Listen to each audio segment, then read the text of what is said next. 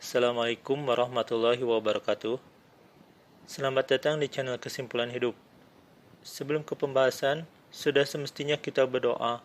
Semoga Allah menjadikan Al-Quran sebagai petunjuk bagi kita dan mengajarkan kita ilmu yang berguna baik di dunia maupun di akhirat. Salawat serta salam semoga senantiasa tercurah kepada Nabi Muhammad SAW. Kita akan membahas tentang problem solving pada kisah Dzulkarnain. Video penelitian ilmiah pada kisah Dzulkarnain, linknya ada di deskripsi. Tanpa berlama-lama, mari kita mulai. Bismillahirrahmanirrahim. Di dalam kehidupan, setiap manusia pasti mempunyai masalah. Masalah tersebut kadang bisa diselesaikan dengan cepat, diselesaikan dengan waktu yang lama, atau bahkan sama sekali tidak terselesaikan sampai manusia tersebut meninggal. Sebelum kita membahas lebih dalam, kita akan coba mengartikan terlebih dahulu hal-hal yang berkaitan dengan masalah, yaitu sebab, gejala, akibat, dan masalah.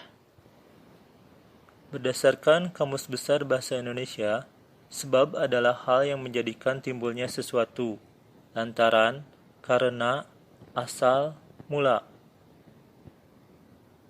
Berdasarkan Kamus Besar Bahasa Indonesia, gejala adalah perihal, keadaan, peristiwa, dan sebagainya yang tidak biasa dan patut diperhatikan. Ada kalanya menandakan akan terjadi sesuatu.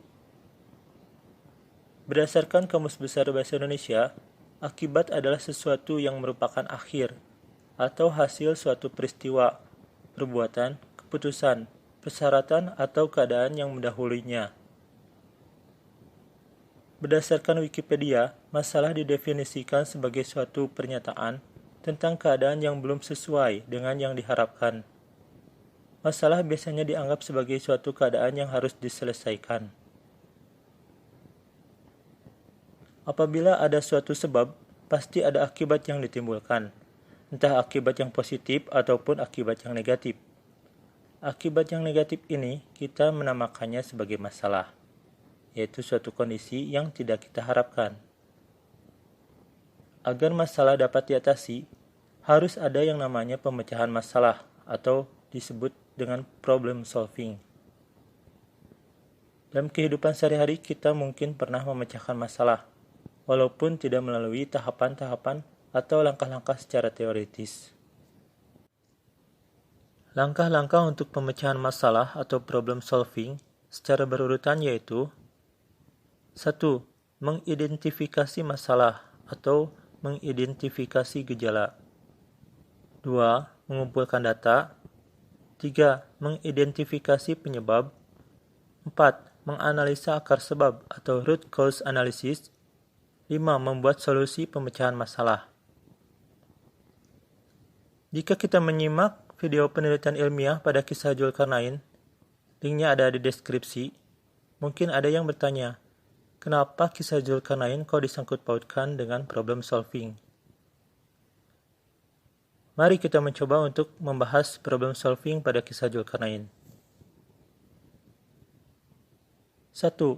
Mengidentifikasi masalah atau mengidentifikasi gejala.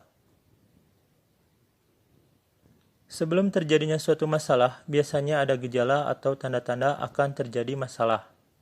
Lebih baik terlebih dahulu ada penanganan ketika timbul gejala. Apabila gejala ini tidak diselesaikan, maka akan terjadi masalah yang lebih serius. Gejala merupakan tanda-tanda yang tidak biasa, atau jika terjadi pada alam disebut dengan fenomena.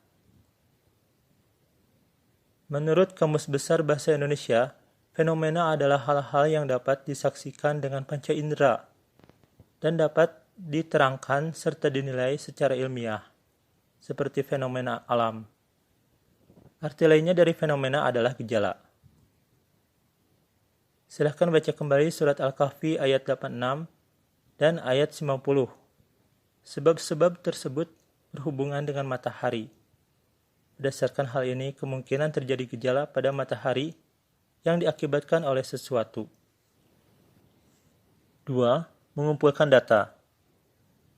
Pada surat Al-Kahfi ayat 85, 89 dan 92 disebutkan bahwa Zulkarnain mengikuti sebab. Akar katanya taba'a atau tabi'a, artinya mengikuti atau menyusul. Diambil dari Kamus Al-Munawwir halaman 128. Sedangkan kata yang berhubungan dengan taba'a atau tabi'a yaitu at-taba'u, artinya berurutan, diambil dari Kamus Al-Munawwir halaman 128. Menurut Thesaurus Bahasa Indonesia, sinonim sistematis adalah urut, runtut, teratur, terstruktur, tertib.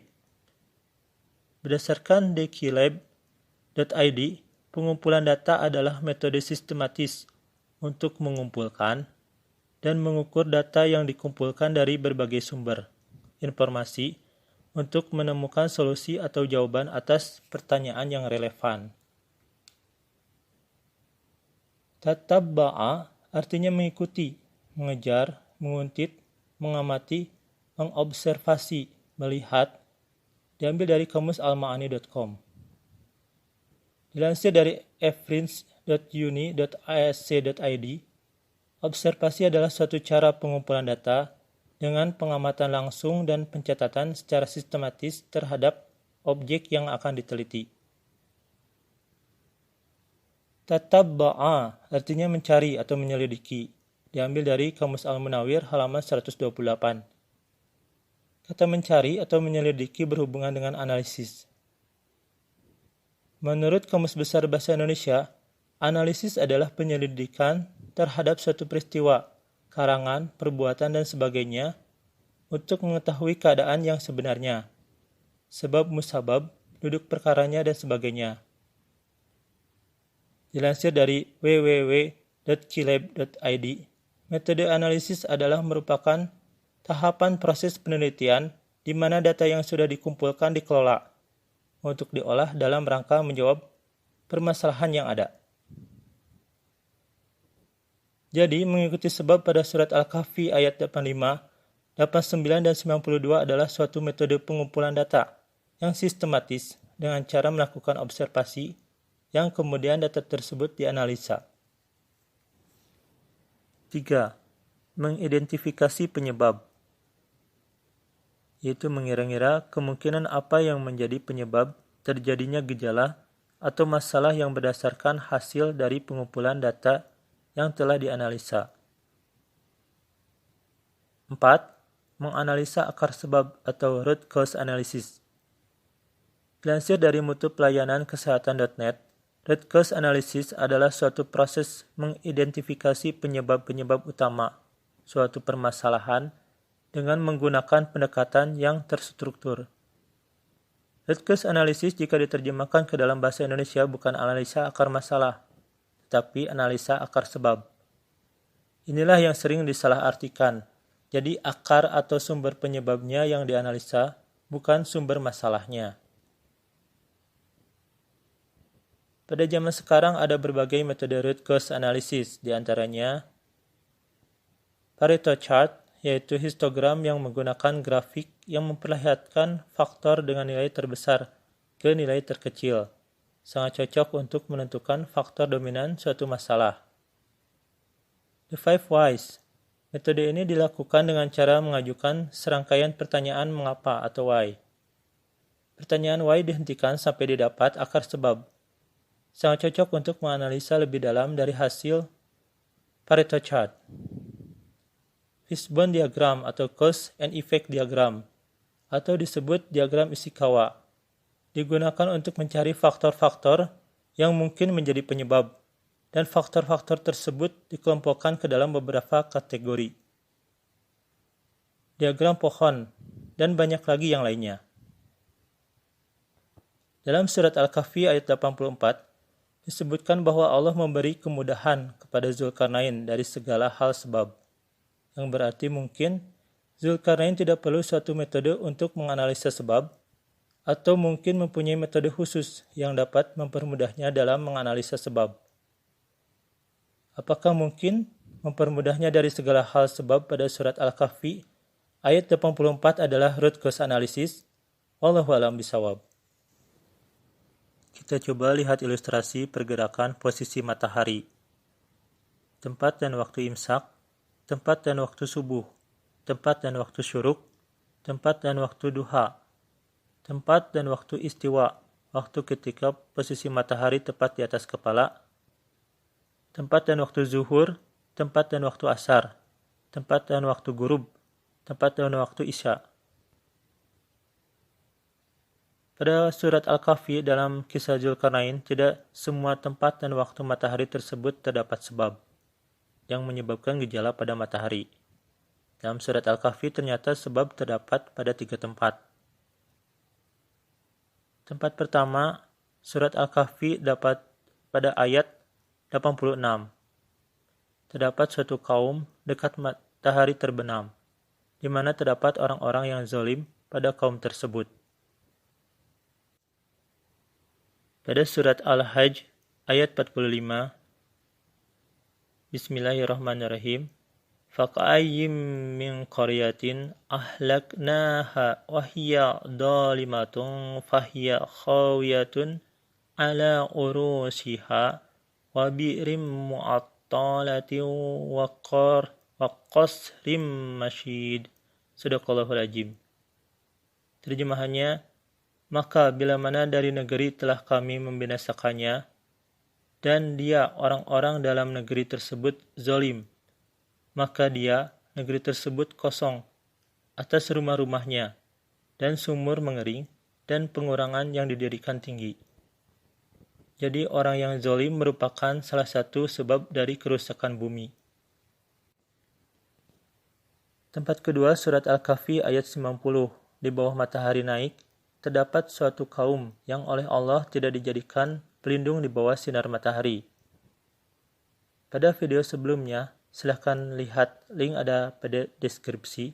Sudah dijelaskan, tola'a kemungkinan adalah waktu matahari naik, atau sekitar waktu duha, atau waktu antara syuruk dan duha. Dikarenakan syuruk adalah waktu terbit matahari, dan duha adalah waktu matahari naik sepenggalan. Jadi waktu dan tempat matahari ini berdekatan sebab yang selanjutnya. Dari ilmu pengetahuan zaman sekarang, kita dapat mengetahui bahwa lapisan yang melindungi bumi dari matahari adalah lapisan ozon. Lapisan ozon adalah lapisan di atmosfer pada ketinggian 20-35 km di atas permukaan bumi yang mengandung molekul-molekul ozon. Sumber dari Wikipedia. Fungsi lapisan ozon di atmosfer adalah untuk melindungi bumi dari radiasi ultraviolet yang berasal dari matahari. Sumber dari www.kompas.com. Berarti tidak ada lapisan ozon pada daerah tersebut. Ini merupakan sebab karena ketentuan Allah. Tempat ketiga pada surat Al-Kahfi ayat 93. Dalam ayat ini tidak disebutkan al-masyriku atau matahari terbit. Tetapi mungkin juga dalam ayat ini tidak disebutkan secara eksplisit. Pada tempat tersebut terdapat suatu kaum yang meminta pertolongan pada Zulkarnain untuk dibuatkan penghalang dari Yajuj dan Majuj, dikarenakan Yajuj dan Majuj merupakan kaum yang sedang merusak di bumi. 5. Membuat solusi. Dari ketiga sebab tersebut, diketahui bahwa masalahnya adalah kerusakan di bumi, dan solusinya sudah terdapat pada surat Al-Kahfi. Tempat pertama surat Al-Kahfi ayat 86. Allah memberikan wewenang kepada Zulkarnain untuk menyiksa atau mengambil kebaikan pada kaum tersebut. Pemecahan masalah pada surat Al-Kahfi ayat 87-88 dengan cara menyiksa orang yang zalim. Tetapi untuk orang yang beriman dan mengerjakan kebaikan, diberi pembalasan yang lebih baik dan perintah yang mudah. Tempat kedua, surat Al-Kahfi ayat 90. Tidak ada pemecahan masalah yang dilakukan oleh Zulkarnain. Kemungkinan pada tempat ini merupakan sebab yang tidak perlu ada perlakuan atau pemecahan masalah, atau memang masalah tersebut tidak bisa dipecahkan. Tempat ketiga, surat Al-Kahfi ayat 93. Pemecahan masalah dengan cara menutup atau membuat penghalang dari Yajuj dan Majuj. Demikianlah kiranya bahwa ternyata pada kisah Zulkarnain sangat berhubungan dengan problem solving. Maaf jika pembahasannya masih banyak kekurangan. Sudut pandang setiap orang berbeda. Silahkan jika Anda mau menulis komentar, saran, atau kritik. Akhirul kalam, wabillahi taufiq wal hidayah. Wassalamualaikum warahmatullahi wabarakatuh.